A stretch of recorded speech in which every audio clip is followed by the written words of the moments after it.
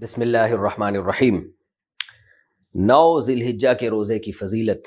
کیا یوم عرفہ کا روزہ رکھنا کسی حدیث سے ثابت ہے؟ نیز عرفہ کا ایک روزہ رکھنا سنت ہے یا 2؟ حبیب خان سعودی عرب سے، جی صحیح حدیث سے ثابت ہے عرفہ کا روزہ۔ آپ صلی اللہ علیہ وسلم نے فرمایا مجھے امید ہے کہ جو یوم عرفہ کا روزہ رکھے گا تو یہ ایک دن کا روزہ 1 سال پچھلے اور 1 سال اگلے گناہوں کا کفارہ بن جائے گا۔ علماء کہتے ہیں اس سے صغیرہ گناہ مراد ہوتے ہیں، کبیرہ مراد نہیں ہوتے۔ تو یہ بہت بڑی فضیلت ہے، اس لیے عرفہ کے روزے کا اہتمام کرنا چاہیے۔ عید کتنے دن ہوتی ہے؟ 1 دن یا 3 دن؟ عید الفطر اور عید الاضحیٰ ایک دن ہوتی ہے یا 3 دن؟ زوجہ منصور کڑک سے۔ کرک ہے یا پتہ نہیں کڑک ہے، کرک ہے میرا خیال ہے، KPK میں کرک۔ عید الفطر 1 دن کی ہوتی ہے اور عید الاضحیٰ میں جو قربانی کے دن ہے وہ 3 دن ہے، اس لحاظ سے ان 3 دنوں کو عید کا دن کہا جاتا ہے۔ تو ویسے تو اسپیسیفک 10 ذی الحجہ ہی عید کا دن ہے، لیکن قربانی کے دنوں کو ملا کے 3 دن عید کے کہے جاتے ہیں، کیونکہ 10، 11، 12 ان تینوں دن قربانی ہوتی ہے اور عید الفطر 1 دن کی ہوتی ہے۔ چوتھے دن قربانی کرنے کا حکم۔ کیا چوتھے دن قربانی کرنا صحیح ہے؟ کیا نبی کریم صلی اللہ علیہ وسلم نے چوتھے دن قربانی کی ہے؟ بنت عزیز احمد انڈیا سے۔ کسی صحیح حدیث سے ثابت نہیں ہے کہ آپ صلی اللہ علیہ وسلم نے چوتھے دن قربانی کی ہے یا چوتھے دن قربانی کا حکم دیا ہے، کوئی صحیح حدیث اس بارے میں موجود نہیں ہے۔ اور اس کے برخلاف صحابہ کرام کے کثیر تعداد میں صحیح سند سے فتاوی موجود ہیں، جن میں ہے کہ قربانی کے دن صرف 3 ہیں، 10، 11، 12۔ تو تواتر سے صحابہ کرام سے یہ بات ثابت ہے، اس لیے چوتھے دن اگر کوئی قربانی کرے گا تو اس کی قربانی نہیں ہوگی۔ عید والے دن قربانی تک روزہ رکھنا کیسا ہے؟ کیا عید والے دن قربانی تک روزہ رکھنا سنت عمل ہے؟ اگر ہاں تو کیا برش وغیرہ کر سکتے ہیں یا پانی پی سکتے ہیں؟ بنت عزیز احمد انڈیا سے۔ عید کے دن تو روزہ رکھنا حرام ہے۔ ہاں یہ ضرور ہے کہ رسول اللہ صلی اللہ علیہ وسلم عید الفطر میں نماز سے پہلے کچھ کھایا کرتے تھے، کھجور وغیرہ تناول فرمایا کرتے تھے، اور عید الاضحیٰ میں آپ صلی اللہ علیہ وسلم بقرعید کا جو جانور کا جو گوشت ہے، قربانی کا گوشت، اس سے آپ کھانے کی ابتدا کرتے تھے۔ تو بہتر یہ ہے کہ بقرعید والے دن آپ کچھ نہ کھائیں اور پہلا لقمہ جو آپ کے پیٹ میں اترے وہ قربانی کے جانور کا گوشت ہونا چاہیے، یہ افضل عمل ہے، لیکن کوئی لازمی نہیں ہے۔ اور خاص طور پر آج کل لوگ خود تو قربانی کرتے نہیں ہیں، قصائیوں کو بلاتے ہیں، اس میں کئی گھنٹے گزرے جاتے ہیں، صبح سے لے کے وہ دوپہر تک بھوکے رہنا مشکل ہوتا ہے، تو کوئی کھا بھی لے پہلے تو کوئی حرج نہیں ہے۔ البتہ افضل یہی ہے کہ پہلا نوالا قربانی کے گوشت کا اترنا چاہیے، بہتر ہے۔ تیسرے دن قربانی ہو تو بال اور ناخن کب کاٹیں گے؟ اگر مجھے تینوں دن قربانی کرنی ہو تو میں اپنے بال اور ناخن پہلے دن قربانی کے بعد کاٹ سکتا ہوں یا پھر ساری قربانی کرنے کے بعد تیسرے دن کاٹنا بہتر ہے؟ فقیہ الزماں دہلی سے، نام تو بڑا خاندانی رکھا ہوا ہے، فقیہ الزماں۔ جناب فقیہ الزماں صاحب، اگر آپ نے تینوں دن دیکھیں، نبی صلی اللہ علیہ وسلم نے فرمایا جس نے قربانی کرنی ہو تو ذی الحجہ کا چاند نظر آنے کے بعد اسے چاہیے کہ وہ اپنے بال اور ناخن نہ کاٹے۔ یہ بہتر عمل ہے، سنت عمل ہے، لازم نہیں ہے، پہلی بات تو یہ۔ اور سنت بھی اس کے لیے جس کے بال اور ناخن بہت زیادہ بڑھ نہ چکے ہوں، اس کے لیے بہت زیادہ ناخن اور بال بڑھ چکے ہیں پھر تو کاٹنا واجب ہے۔ تو اگر آپ نے چاند رات سے پہلے بال ناخن کاٹ لیے، بہت زیادہ نہیں بڑھے ہوئے، تو افضل یہی ہے کہ قربانی کر کے کاٹیں۔ تو جب آپ پہلی قربانی کر لیں گے تو اس کے بعد، کیونکہ حدیث کے جو الفاظ ہیں وہ یہی ہے کہ جو قربانی کرے تو پھر اس کے بعد، تو جب آپ پہلی قربانی کر لیں گے تو پھر یہ سنت پوری ہو جائے گی، تیسرے دن تک انتظار ضروری نہیں ہے اس کے لیے۔ نماز عید سے پہلے قربانی کا حکم۔ کیا عید کی نماز سے پہلے قربانی جائز ہے؟ اگر کسی کو علم نہ ہو اور اس نے قربانی کر دی تو اس کے بارے میں کیا حکم ہے؟ ہدایت اللہ کشمیر سے۔ نبی صلی اللہ علیہ وسلم کے دور میں صحابی رسول نے عید کی نماز سے پہلے قربانی کر دی تھی، تو آپ نے فرمایا کہ صرف تمہارے لیے یہ کافی ہے، آئندہ کوئی بھی عید کی نماز سے پہلے اگر قربانی کرے گا تو اس کی قربانی ادا نہیں ہوگی۔ تو ان صحابی کی یہ خصوصیت تھی، تو نماز سے پہلے اگر کسی نے قربانی کر دی ہے تو قربانی ادا نہیں ہوتی۔ یہ حکم شہر کا ہے، گاؤں دیہات جہاں عید کی نمازیں ہوتی نہیں ہیں وہاں صبح صادق کے بعد بھی قربانی کی جا سکتی ہے۔ البتہ شہر میں کسی بھی جگہ عید کی نماز ہو گئی ہو اور آپ نے قربانی کر دی تو قربانی ہو جائے گی۔ یعنی آپ کے محلے میں عید کی نماز دیر سے ہو رہی ہے تو آپ نے قربانی پہلے کر دی، لیکن کسی اور محلے میں پہلے نماز ہو چکی ہے تو بھی قربانی ادا ہو جائے گی۔ تو اس لیے عید کی نماز تو شہروں میں بعض جگہوں پہ بہت جلدی ہو جاتی ہے، تو آپ تحقیق کر لیں، اگر کسی نے عید کی نماز یعنی پورے شہر میں کہیں نماز ہو چکی تھی اس کے بعد قربانی کی ہے تو بھی قربانی ادا ہو گئی ہے اس کی۔ اچھا، اس میں علم ہو یا نہ ہو اس سے کوئی فرق نہیں پڑتا، جہالت کوئی شرعی عذر نہیں ہے۔ اگر کسی کو مسئلے کا علم نہیں تھا اور اس نے نماز سے پہلے قربانی کر دی تو بھی قربانی نہیں ہوگی۔ دوسری جگہ جلدی نماز پڑھ کر نماز سے پہلے قربانی کرنا۔ ہمارے گاؤں میں عید کی نماز 9 بجے کے بعد ہوتی ہے اور قریب شہر میں 7 بجے ہو جاتی ہے۔ ہماری فیملی کی مشترکہ قربانی ہے بڑے جانور میں۔ کیا میں شہر میں عید کی نماز ادا کر کے باقی حصے داروں سے اجازت لے کر گاؤں کی عید کی نماز ادا ہونے سے پہلے آ کر قربانی کر سکتا ہوں؟ سعید احمد چیچا وطنی سے۔ نہیں کر سکتے۔ پہلی بات تو یہ کہ گاؤں میں عید کی نماز ہوتی نہیں ہے شرعن، جو چھوٹے چھوٹے گاؤں ہوتے ہیں نا، کیونکہ نبی صلی اللہ علیہ وسلم کے دور میں جمعہ اور عید کی نماز شہر میں ہوا کرتی تھی۔ کوئی ہمیں صحیح حدیث ایسی نہیں ملتی کہ کسی دیہات میں نبی کے دور میں عید کی نماز ادا ہوئی ہو، بلکہ یہ ہمیں ملتا ہے کہ جمعے کی نماز اور عید وغیرہ پڑھنے کے لیے گاؤں میں لوگ شہر میں آیا کرتے تھے۔ مدینہ منورہ میں آپ صلی اللہ علیہ وسلم کی اقتدا میں نماز پڑھا کرتے تھے اور باریاں لگتی تھی کہ عوالی مدینہ سے، جو مدینہ کے اطراف سے لوگ آیا کرتے تھے۔ لیکن اگر یہ بڑا گاؤں ہے، بہت بڑا قصبہ ہے جہاں نماز جائز ہے، عید کی نماز ہوتی ہو، وہاں پہ بڑے قصبے میں کا حکم بھی شہری کا ہوتا ہے، تو پھر اگر شہر میں عید کی نماز ہو گئی ہے اور اس بڑے قصبے والے گاؤں میں عید کی نماز نہیں ہوئی ہے، یہاں قربانی جائز نہیں ہوگی، بلکہ اس گاؤں میں کہیں نہ کہیں عید کی نماز پہلے ہو گئی ہو، اس کے بعد قربانی ادا ہوگی۔ تو اس لیے آپ شہر میں نماز جلدی ہو گئی اور آپ جلدی جلدی نماز پڑھ کے گاؤں میں آ کے یہاں ہونے سے، عید کی نماز ہونے سے پہلے ہی اگر آپ قربانی کر دیں گے تو قربانی آپ کی یہ جو آپ کے حصے دار ہیں ان کی قربانی نہیں ہوگی، اور ظاہر ہے ایک گائے میں ایک آدمی کی بھی قربانی نہ ہو تو پھر کسی کی بھی قربانی نہیں ہوتی۔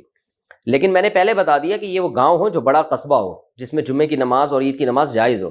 اگر یہ چھوٹی سی کوئی شہر سے بہت دور کوئی چھوٹی سی آبادی ہے اور گاؤں ہے، یعنی اس میں کوئی شہر کے لوازمات ہیں ہی نہیں اس میں، تو پھر یہاں قربانی جائز ہے، کیونکہ گاؤں میں عید کی نماز ہوتی نہیں ہے، تو گاؤں اور دیہات کے رہنے والے لوگوں کے لیے صبح صادق کے بعد بھی بقرہ عید والے دن قربانی جائز ہوتی ہے، یعنی فجر کا ٹائم داخل ہو جائے تو وہ قربانی کر سکتے ہیں۔ قربانی میں ہاتھ بٹانے والوں کو بدلے میں گوشت دینا۔ قربانی کا جانور ذبح ہونے کے بعد بہت سے دوسرے لوگ گوشت کی تقسیم وغیرہ میں ساتھ دیتے ہیں، اور ساتھ دینے کی وجہ سے اس میں سے کچھ گوشت انہیں دیا جاتا ہے، کیا یہ دینا جائز ہوگا؟ عرش اعظم بہار سے۔ دیکھیے، قربانی کا گوشت بطور اجرت کے دینا جائز نہیں ہے، یہ پہلے مسئلہ سمجھیں۔ مثال کے طور پر آپ نے قصائی کو کہا جانور ذبح کرو، کھال اتارو، گوشت تقسیم کرو، یا کچھ لڑکوں کو آپ نے رکھا کہ بھئی گوشت ڈیوائیڈ کرنا ہے، اس ملازمت کے طور پہ رکھا، اور کمیشن میں آپ نے یہ طے کیا، اجرت میں آپ نے یہ طے کیا کہ ہم تمہیں اس گوشت میں سے کچھ حصہ دیں گے، تو یہ ناجائز ہے، یہ اجارہ بالکل غلط ہے۔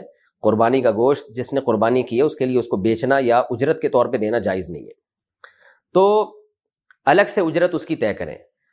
اور ویسے کوئی خوشی میں گوشت کسی کو بھی کھلا سکتا ہے تو خدمت گزاروں کو بھی اس گوشت میں سے دیا جا سکتا ہے، وہ بالکل جائز عمل ہے۔ لیکن ہوتا یہ ہے، فقہا نے قاعدہ بیان کیا ہے، المعروف کالمشروط، جس چیز کا عرف ہو جائے نا تو وہ ایسے ہی ہے جیسے گویا پہلے سے شرط لگی ہوئی ہے۔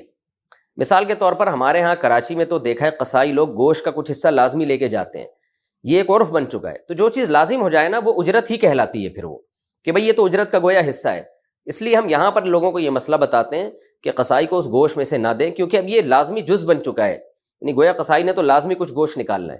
تو اگر آپ کے ہاں بھی ایسا عرف بن چکا ہے کہ جو لوگ بھی محنت کریں گے ان کو لازمی اس میں سے حصہ دیا جاتا ہے گوشت، اگر نہ دیں تو وہ منہ بنائیں گے، تو وہ اسی لالچ میں آتے ہیں کہ ہمیں پیسے بھی ملیں گے اور الگ سے گوشت بھی ملے گا، تو وہ گوشت گویا اجرت کا حصہ بن چکا ہے۔ اس لیے ایسی کنڈیشن میں ان کو اس گوشت میں سے دینا اور ان کے لیے لینا بھی جائز نہیں اور ان کے لیے دینا بھی جائز نہیں ہے۔ اور اگر ایسا عرف نہ ہو تو بھائی گوشت ہے وہ تو کوئی بھی کسی کو بھی دیا جا سکتا ہے، تو ملازمین کو بھی دیا جا سکتا ہے، تو بہتر یہی ہے کہ اس رسم کو ترک کر دیا جائے تاکہ شبہے سے مال بالکل پاک ہو جائے، اور یہ معاملہ جو ہے شبہے سے بالکل پاک ہو جائے۔ ان کو الگ سے پیسے دیں خدمت کے، اور اگر پیسے کم لگ رہے ہیں تو پیسے بڑھا دیں، ان کو یہ کہہ دیں کہ بھائی اس گوشت میں سے آپ نہ نکالیں۔ جانور ذبح کرنے کا صحیح طریقہ۔ جانور ذبح کرنے کا صحیح طریقہ کیا ہے؟ دعا بھی بتا دیں حافظ عاصم دہلی سے۔ صحیح طریقہ یہی ہے، جانور کو لٹا دیں آپ جیسے کہ لٹایا جاتا ہے، اپنا چہرہ قبلے کی طرف کر دیں، جانور کا بھی قبلے کی طرف ہو جائے گا خود بخود جب آپ کا رخ ہوگا، یعنی ذبح کرنے والے کا رخ قبلے کی طرف ہونا بہتر ہے۔ اور جانور کی جو 4 رگیں ہیں وہ جب کٹ جائیں تو بس اتنا اس پہ چھری روک دی جائے، یعنی ایک سانس کی نالی ہے، ایک خوراک کی نالی ہے، اور 2 نالیاں خون کی نیچے کی طرف ہوتی ہیں، اس میں پریشر کے ساتھ خون نکلتا ہے، تو وہ جب کٹ گئی نالیاں تو بس اس کی یہ جو کاٹتے چلے جاتے ہیں نا، اور پھر اندر چھرا بھی مارتے ہیں گردن حرام مغز تک، یہ مکروہ، ناپسندیدہ، ناجائز عمل ہے۔ جانور تو حرام نہیں ہوتا اس سے، لیکن یہ ناجائز عمل ہے کیونکہ یہ خلاف سنت ہے، اور اس کا ایک نقصان یہ ہوتا ہے کہ جانور کو تکلیف بھی اچانک بہت ہوتی ہے۔ دوسرا یہ ہوتا ہے کہ جانور جلدی ٹھنڈا ہو جاتا ہے، اس سے اس کا بلڈ صحیح طرح سے نکلتا نہیں ہے گوشت سے، یعنی گوشت جو ہے وہ صاف نہیں ہوتا صحیح طرح سے، جو ذبح کی ایک حکمت ہے۔ تو اس لیے قصائیوں کو ذرا کنٹرول کرنے کی ضرورت ہے، ان کو سمجھانے کی ضرورت ہے کہ بھئی بس 4 رگیں کاٹیں اور اس کے بعد پتلی گلی سے نکل جائیں، اور دعا پڑھنی چاہیے بسم اللہ اللہ اکبر، یہ تو ذبح کرتے وقت۔ ذبح سے پہلے دعا ہے انی وجہت وجہی للذی فطر السماوات والارض حنیفا وما انا من المشرکین۔ بقرہ عید کی رات کیا عبادت کی فضیلت ہے؟ کیا ذی الحجہ کی رات کی عبادت کی فضیلت ثابت ہے؟ تنویر خان۔ بہت سے علماء عیدین کی راتوں کی عبادت کے فضیلت کے قائل ہیں، امام غزالی رحمہ اللہ تعالیٰ نے اس پہ بہت ترغیب دی ہے اور بہت ساری احادیث لے کر آئے ہیں، لیکن جتنی بھی اس بارے میں احادیث ہیں وہ سند کے لحاظ سے بہت سے تو موضوع من گھڑت ہیں اور بہت سی انتہائی ضعیف ہیں، اس لیے علماء کی اس بارے میں 2 رائے ہیں۔ بعض کہتے ہیں کہ اتنی ضعیف روایتیں جب کثرت سے جمع ہو جائیں تو فضائل میں ان کو قبول کیا جاتا ہے، لیکن بعض علماء کہتے ہیں کہ یہ چونکہ وہ شریعت کے مزاج کے خلاف ہے، جیسے رمضان کی راتیں دن کے تابع ہیں، تو دن میں روزہ ہے تو رات میں عبادت ہے، تو عید کی رات بھی عید کے دن کے تابع ہوگی نا، تو جب رمضان کے چاند نظر یعنی عید کا چاند نظر آ گیا تو رمضان من کل الوجوہ ختم ہو گیا اپنے تمام لوازمات کے ساتھ، تو جو راتوں کی عبادت کی فضیلت تھی وہ بھی ختم ہو گئی۔ بہت سے یعنی جو علماء عید کی رات کی عبادت کی فضیلت کے قائل نہیں، ان کی دلیل میں دے رہا ہوں کیونکہ میرا رجحان بھی اسی طرف ہے، اور اس بارے میں حضرت مفتی رشید احمد صاحب کا اصل فتاویٰ میں ایک تحقیق بھی ہے، وہ بھی پڑھ لی جائے۔ تو عید کی رات، عید کا دن جو ہے نا وہ عید کی رات یعنی جو رات ہے وہ دن کے تابع ہوتی ہے، تو جیسے ہی رمضان گیا تو اپنے تمام لوازمات کے ساتھ گیا ہے۔ اب جب رمضان کے بعد جو رات آئے گی، جو عید کی رات ہوگی، وہ عام راتوں کی طرح ایک رات ہے، اس میں کوئی عبادت کرے تو ٹھیک ہے، نہیں کرے تو بھی ٹھیک ہے، کوئی الگ سے فضیلت نہیں ہے اس کی۔ تو اسی طرح بقرعید کی رات بھی ایسے ہی ہے کہ اس کی الگ سے کوئی فضیلت پر صحیح حدیث بہرحال موجود نہیں، اور اس کی فضیلت کا قائل ہونا یہ قیاس کے بھی بہرحال خلاف ہے۔ ویسے بھی آپ رات کو اگر عبادت کریں گے تو دن میں جو عید میں تو حکام تو دن کی یعنی ابتدائے دن سے شروع ہو جاتے ہیں شریعت کے حکام، تو رات کو اگر آپ زیادہ لمبی عبادت کرتے ہیں، اس کی فضیلت اگر ہو، تو پھر عید کو آپ سیلیبریٹ کیسے کریں گے؟ اسلام میں جو جتنے بھی تہوار ہیں وہ تو دن کی روشنی میں ہوتے ہیں، اعلیٰ صبح ہوتے ہیں وہ تو صبح صبح آپ قربانی بھی کرنی ہے، نماز بھی پڑھنی ہے، پھر اس قربانی کا گوشت کھانا بھی ہے، کھلانا بھی ہے، تو یہ رات کی عبادت اگر لمبی ہوگی تو یہ کیسے ہوگا یہ عمل؟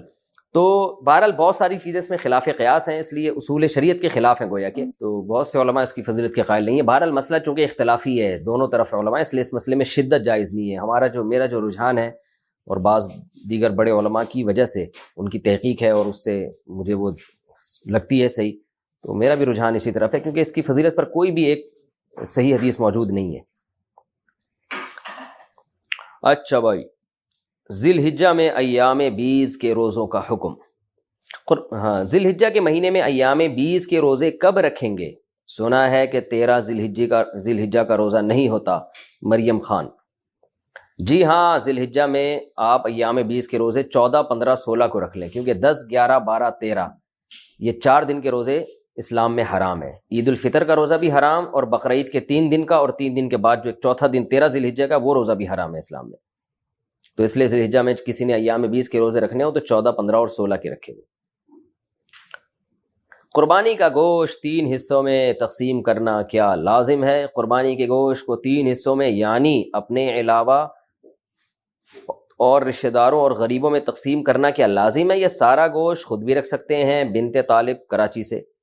3 حصوں میں تقسیم کرنا لازمی نہیں ہے، بہتر ہے، افضل ہے، سنت ہے۔ قرآن نے کہا ہے کہ کلوا منہا واطعموا البائس الفقیر، خود بھی کھاؤ اور فقیروں کو بھی کھلاؤ۔ تو اس لیے قرآن کا حکم ہے، بہرحال تو ایک بہت تاکیدی چیز ہے کہ قربانی کا گوشت خود بھی کھانا چاہیے اور کھلانا بھی چاہیے۔ تو البتہ یہ ضرور ہے، یہ جو فقہا بیان کرتے ہیں 3 حصے، تو یہ 3 حصے ان کے لیے بیان کرتے ہیں کہ ایک حصہ غریبوں کو، ایک حصہ رشتہ داروں کو۔ تو رشتہ داروں سے مراد جو غریب رشتہ دار ہیں ان کے لیے۔ تو اگر آپ کے سارے رشتہ دار مالدار ہیں، یہ سب قربانی کر رہے ہیں، تو پھر ضرورت نہیں ہے ان کے لیے، بلکہ ایک حصہ 1/3 حصہ آپ صدقہ کر دیں۔ اور اگر آپ خود غریب ہیں تو پھر فقہا نے بیان کیا ہے پھر سارا خود رکھ لینا ہی افضل ہے، کیونکہ اپنے بچوں کا حق دوسروں سے بہرحال زیادہ ہے۔ وہ بعض ایسے غریب پائے جاتے ہیں جن کے بچوں کو پورے سال گوشت کھانے کو نہیں ملتا، بیچارے سبزیاں کھا رہے ہوتے ہیں پورے سال اور وہ بھی صحیح طرح نہیں ملتا ان کو کھانے کو۔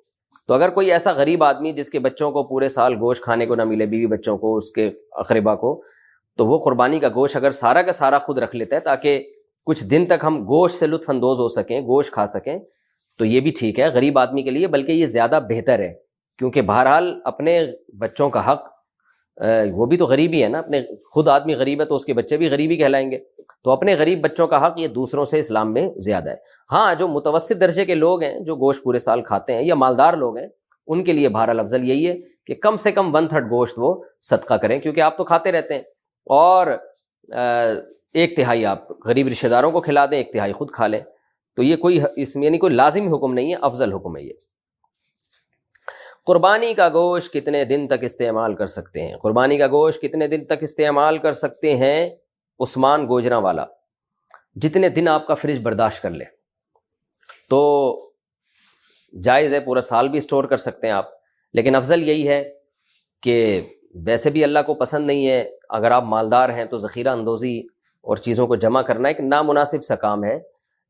ویسے بھی گوشت کی جو تازگی ہے وہ ختم ہو جاتی ہے، تو قرآن کہتا ہے کھاؤ بھی کھلاؤ بھی، قربانی کے گوشت کے بارے میں قرآن کہہ رہا ہے، تو کھائیں، جتنا تازہ کھا سکتے ہیں کھا لیں، باقی کھلا دیں، لوگوں میں بانٹ دیں، غریبوں کو دے دیں۔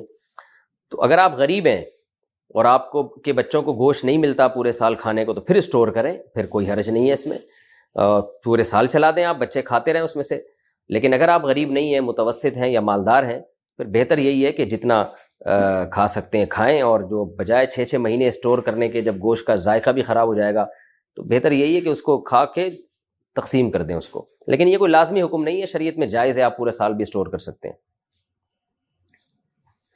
قربانی کا گوشت کیا غیر مسلم کو دے سکتے ہیں؟ قربانی کا گوشت غیر مسلم کو دینا کیسا ہے؟ یہاں اکثر غیر مسلم کے ساتھ کاروبار وغیرہ کے معاملات ہوتے ہیں اور وہ بے تکلفی سے گوشت کا سوال کر دیتے ہیں، اس بارے میں شرعی کیا حکم ہے؟ خالد خان یو پی سے۔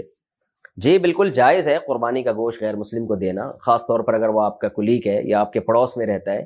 تو قرآن مجید میں اللہ تعالیٰ نے کوئی بھی شخص، کوئی بھی انسان جو آپ کے ساتھ جس کا اٹھنا بیٹھنا ہو، اللہ تعالیٰ نے اس کے ساتھ اچھے سلوک کا حکم دیا ہے۔ تو 5ویں پارے کی ابتدائی آیات ہیں جس میں اللہ تعالیٰ نے حکم دیا ہے وَاعْبُدُوا اللَّهَ، 5ویں پارے کی ابتدائی آیات نہیں ہے، آیت کا ریفرنس مجھے یاد نہیں ہے، آیت یاد ہے، وَاعْبُدُوا اللَّهَ وَلَا تُشْرِكُوا بِهِ شَيْئًا وَبِالْوَالِدَيْنِ إِحْسَانًا وَبِذِي الْقُرْبَى وَالْيَتَامَى وَالْمَسَاكِينِ وَالْجَارِ ذِي الْقُرْبَى وَالْجَارِ الْجُنُوبِ وَالصَّاحِبِ بِالْجَنبِ وَابْنِ السَّبِيلِ۔ اس میں ہر قسم کے پڑوسی کے اللہ نے حقوق بیان کیے، جو بھی تمہارے ساتھ اٹھتا بیٹھتا ہے، کلاس فیلو ہے، سفر میں تمہارا ساتھی ہے، یا تمہارے گھر کے دیوار کے ساتھ اس کی دیوار لگتی ہے، کوئی بھی شخص جس سے آپ کا کسی بھی قسم کا لنک ہے، تو اللہ نے فرمایا کہ اس کے ساتھ اچھا سلوک کرو۔ اچھے سلوک میں اس کو گفٹ دینا بھی داخل ہے، نبی صلی اللہ علیہ وسلم بعض یہودیوں کو بھی تحفے تحائف آپ نے دیے۔ قربانی کا گوشت بھی ایسا ہی ہے، آپ کی ملکیت ہے، جس کو چاہیں آپ دیں، اور خاص طور پر کوئی غیر مسلم اگر مانگ رہا ہو تو اس کو تو لازمی دینا چاہیے، کیونکہ پھر ایسی صورت میں نہ دینا یہ بد اخلاقی کے زمرے میں آتا ہے، اور پھر ایک اسلام کا امیج بھی اچھا نہیں جائے گا لوگوں کے سامنے۔ شوہر بیوی کی طرف سے قربانی کرے تو گوشت کس کا ہوگا؟ اگر شوہر بیوی کی طرف سے قربانی کرے تو گوشت کس کی ملکیت ہوگا، شوہر کا یا بیوی کا؟ فرحین کراچی سے۔ بیوی اس کی مالک ہوگی، کیونکہ جب کسی کی طرف سے قربانی کی جاتی ہے تو اس میں اس کا وکیل بن کے کی جاتی ہے، یعنی یہ اس کا مطلب یہ ہوتا ہے کہ اصل قربانی وہ کر رہا ہے، یہ ان کے نمائندہ بن کے قربانی کر رہا ہے۔ تو پیسے کوئی بھی خرچ کرے، مالک وہی ہوگا جس کی طرف سے قربانی کی جا رہی ہے۔ تو شوہر کی طرف سے گویا کہ یہ پیسے گفٹ سمجھے جائیں گے، یوں سمجھا جائے گا گویا شوہر نے پیسے بیوی کو گویا ہدیہ دے کے اس کی طرف سے قربانی کی ہے، تو وہ اس لیے مالک عورت ہی سمجھی جائے گی اس گوشت کی۔ جانور کا سینگ ٹوٹ جائے تو قربانی کا حکم۔ ہم نے قربانی کے لیے بیل خریدا ہے لیکن کسی وجہ سے اس کا ایک سینگ بالکل جڑ سے ٹوٹ چکا ہے، تو کیا اس کی قربانی ہو جائے گی یا نہیں، یا دوسرا جانور خریدنا ہوگا؟ اگر جڑ سے بالکل اکھڑ گیا ہے، ایک تو ہوتا ہے نا ٹوٹ جانا جڑ سے کہ اس کی جڑ باقی ہے اور وہ اگ سکتا ہے دوبارہ، تو قربانی جائز ہے، لیکن اگر بالکل اکھڑ گیا ہے اور اس کا اندر کا مغز نظر آنا شروع ہو جاتا ہے ایسی صورت میں، تو اگر اکھڑ گیا تو پھر اس کی قربانی ٹھیک نہیں ہے، آپ کو دوسرا جانور خریدنا پڑے گا اگر آپ مالدار ہیں۔ دم کٹے ہوئے جانور کی قربانی. دم کٹے ہوئے جانور کی قربانی کیسی ہے شبیر احمد؟ آدھے سے زیادہ اگر جانور کی دم کٹ گئی ہے تو پھر اس کی قربانی جائز نہیں ہے. آدھے سے کم کٹی ہے تو پھر جائز ہے. بیرون ملک والے پاکستان میں قربانی کیسے کریں؟ میں سعودی عرب میں رہتا ہوں، میرا پاکستان میں قربانی کرنے کا ارادہ ہے، جبکہ پاکستان میں ایک دن بعد عید ہوتی ہے، اس میں کوئی حرج تو نہیں؟ اختر شاہ سعودی عرب سے. اگر آپ کی قربانی سعودی عرب والے دن کے حساب سے یہاں ہوگی تو پھر قربانی نہیں ہوگی. آپ یہاں عید کا پہلا دن ہوگا اور سعودی عرب میں دوسرا دن ہوگا تو پھر قربانی آپ کی جائز ہے، کیونکہ دونوں جگہ بقرعید ہونا ضروری ہے. تو اسی وجہ سے اللہ نے بقرعید کے شاید 3 دن رکھے ہیں کہ کسی 3 دن میں یہ ہوتا ہے کہ کوئی نہ کوئی دن میچ کر رہا ہوتا ہے کسی دوسرے ملک سے. تو ایسے دن قربانی کریں گے جس دن آپ کے ہاں بھی بقرعید ہو اور یہاں بھی بقرعید ہو. تو دوسرا دن اکثر ایسا ہوتا ہے کہ سعودی عرب میں جو دوسرا دن ہے یہاں پہلا دن ہوتا ہے، تو ایسی صورت میں آپ کی قربانی یہاں ہو جائے گی. امریکہ والے پاکستان میں پہلے دن قربانی کر سکتے ہیں اگر پاکستان اور امریکہ میں ایک ہی دن عید ہو. تو اگر ہم پاکستان میں قربانی کریں تو وہ ہم سے 12 گھنٹے آگے ہے، کیا اس کی وجہ سے ہماری قربانی پر کوئی اثر تو نہیں پڑے گا؟ شہاب اظہار امریکہ سے. دونوں جگہ بقرعید ہونا ضروری ہے. جب آپ امریکہ میں قربانی کریں گے تو یہاں چونکہ 12 گھنٹے آگے ہے تو یہاں پر 12 گھنٹے بقرعید کو گزرے ہوئے ہو چکے ہوں گے، تو اس لیے یہاں قربانی درست ہوگی. لیکن پاکستان والا اگر امریکہ میں قربانی کرے گا تو پھر یہ ضروری ہے کہ وہ 12 گھنٹے گزار کے کرے، کیونکہ یہاں قربانی ہے اور ابھی امریکہ میں صبح صادق ہی نہیں ہوئی ہے تو پھر قربانی نہیں ہوگی. تو ایسا ٹائم پہ قربانی ہوگی کہ دونوں جگہ بقرعید داخل ہو چکی ہو، پھر قربانی درست ہو جائے گی. مشترکہ جانور میں پائے وغیرہ کی تقسیم کا طریقہ. مشترکہ جانور میں پائے کس طرح تقسیم کریں؟ طارق امین نوشہرہ سے. پائے دیکھیں، ہر آدمی پائے میں دلچسپی نہیں لیتا، تو جس کو پائے چاہیے اس کو پائے دے دیں، جس کو پائے نہیں چاہیے تو اس کو نہیں دیں. اور اگر سبھی کو پائے چاہیے تو قرآن اندازی کر لیں. جو پائے یعنی جس کا نام قرآن اندازی میں آ جائے، جو پائے اس کو دے دیں، جو پائے نہ پائے اس کو نہ دیں پائے، اور اس کو پائے کے بدلے کچھ اور دے دیں. تو امید ہے انسان کا بچہ ہوگا تو سمجھ جائے گا، تو نہیں سمجھے گا تو پھر اس کو بولیں کہ اسی پائے سے اس کو جو ہے نا ٹھکائی لگائیں کہ اور 7 آدمی ہیں تو 4 پائے ہم ڈیوائڈ کیسے کریں اس میں. ظاہر قرآن اندازی ہی ہوگی، اس کے علاوہ تو اور کوئی طریقہ نہیں بنتا ہے. تو اس کو بولیں یار جس کا نام نہیں آ رہا نا پائے میں، اس کو بولیں کہ اس کے بدلے کچھ اور لے لو، کلیجی لے لو. اچھا بھائی، لیکن یہ خوب اچھی طرح ذہن میں رکھیں کہ قربانی کے جانور کے 7 حصوں میں 7 میں کلیجی ملا دینی چاہیے تھوڑی تھوڑی، یا پائے ملا دینے چاہیے 4 میں، 4 میں پائے 3 میں کلیجی ملا دیں، تاکہ وہ سود کے مسائل سے بچت لازم ہو. وہ میں اس پر میں کلپ اپلوڈ کرا چکا ہوں، میرا جو دوسرا چینل ہے مفتی طارق مسعود اسپیچز، اس پر میں تفصیل سے یہ بیان کر چکا ہوں کہ قربانی کے گوشت کو اندازے سے تقسیم کرنا یا کلیجی ملائے بغیر تقسیم کرنے میں سود کے مسائل کھڑے ہو سکتے ہیں. وہ ڈیٹیل میں وہاں آپ یہ کلپ سن سکتے ہیں. قربانی کی کھال کا کیا کریں، کس کو دیں؟ قربانی کے بعد چمڑے کے مصارف کیا ہیں؟ رحیم الدین متحدہ عرب امارات سے. دیکھیں، جس آدمی نے جانور قربان کیا ہے، جس کی گائے ہے، یا جو 7 آدمی شریک ہیں، ان میں سے کوئی بھی جانور کی کھال استعمال کر سکتا ہے اگر وہ استعمال میں لانا چاہے. یعنی اس کی جائے نماز بنا لیں، اس کو سکھا کے کچھ بھی بنا لیں، کوئی بھی چیز بنا کے استعمال کریں. لیکن اگر اس کھال کو بیچ دیا تو اس کی قیمت نہیں استعمال کی جا سکتی، اس قیمت کو پھر صدقہ کرنا پڑے گا. تو اسی وجہ سے چونکہ اب لوگ قربانی کی کھال ہمارے یہاں استعمال کرنے کا معمول نہیں ہے، لوگوں کو پتہ ہی نہیں کہ اس کا کریں کیا، تو لوگ پھر بیچ تو سکتے نہیں ہیں شرعاً، بیچا تو قیمت صدقہ کرنی پڑے گی، تو اس لیے پھر لوگ کیا کرتے ہیں، ڈائریکٹ کھال ہی صدقہ کر دیتے ہیں. تو اس لیے کھال بھی صدقہ کی جا سکتی ہے، کھال بیچ کے قیمت بھی صدقہ کی جا سکتی ہے. تو اور صدقہ اسی کو دیا جائے گا جو زکوٰۃ کا مستحق ہے. تو کھال کے مستحقین وہی ہوتے ہیں جو زکوٰۃ کے مستحقین ہیں. پھر وہ جس غریب کو آپ دیں وہ جو چاہے کرے اس کھال کے ساتھ، وہ بیچ کے پیسے کھا لے یا اس کھال کو استعمال کر لے، تو وہ اس کی مرضی ہے. تکبیرات تشریق کس پر واجب ہیں؟ تکبیرات تشریق سب پر واجب ہیں یا صرف شہر والوں پر؟ اگر دیہات والے پڑھنے کا اہتمام کریں تو کیا یہ صحیح ہوگا؟ امام ابو حنیفہ کے نزدیک تو صرف شہر والوں پر تکبیرات تشریق واجب ہیں، اور بھی مزید شرائط ہیں ان کے یہاں، لیکن صاحبین کے نزدیک مرد پر عورت پر جماعت سے نماز پڑھیں یا انفرادی نماز پڑھیں، شہر میں رہتے ہوں یا گاؤں میں رہتے ہوں، سب پر واجب ہے. اور فتویٰ اس میں صاحبین کے قول پر ہے. تو اس لیے جو بھی عاقل بالغ ہے، چاہے مرد ہو یا عورت، تو 9 ذی الحجہ سے لے کے 13 ذی الحجہ، 9 ذی الحجہ کی فجر سے لے کے 13 ذی الحجہ کی عصر تک سب پر لازم ہے کہ نماز کے بعد، فرض نماز کے بعد، اللہ اکبر لا الہ الا اللہ اکبر وللہ الحمد، یہ ایک مرتبہ زور سے پڑھیں. عورتیں آہستہ پڑھیں گی، مرد بلند آواز سے پڑھیں گے. ایام والے عورت تکبیرات تشریق پڑھ سکتی ہے؟ کیا عید الاضحیٰ کے دنوں میں ایام والی عورت تکبیرات تشریق پڑھ سکتی ہے؟ ابو عمار سعودی عرب سے۔ نمازوں کے بعد جو تکبیرات پڑھی جاتی ہیں وہ تو ایام والی عورت اس لیے نہیں پڑھے گی کیونکہ وہ تو نماز ہی نہیں پڑھتی، کیونکہ فرض نماز کے تابع ہیں یہ تکبیرات، لیکن جو ویسے ان ذی الحجہ کے ایام میں تکبیر کا حکم ہے کہ بار بار اللہ اکبر لا الہ الا اللہ اللہ پڑھنا چاہیے، تکبیرات پڑھنی چاہیے، تو وہ حائضہ عورتیں بھی اس میں داخل ہیں، اس کا نمازوں سے تعلق نہیں ہے، تو وہ سب پڑھیں، عورتیں بھی مرد بھی۔